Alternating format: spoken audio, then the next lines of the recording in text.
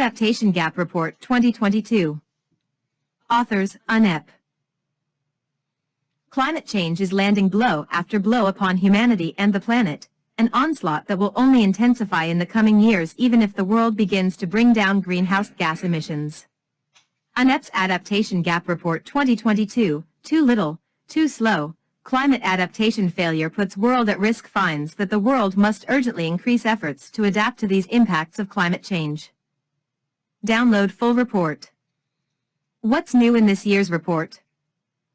The report looks at progress in planning, financing, and implementing adaptation actions.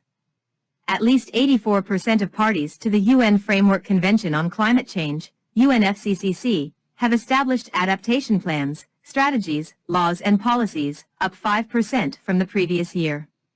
The instruments are getting better at prioritizing disadvantaged groups, such as indigenous peoples. However, financing to turn these plans and strategies into action isn't following. International adaptation finance flows to developing countries are 5 to 10 times below estimated needs, and the gap is widening.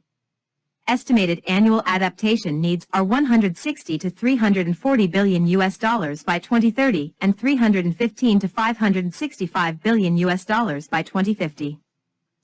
Implementation of adaptation actions, concentrated in agriculture, water, ecosystems, and cross-cutting sectors, is increasing.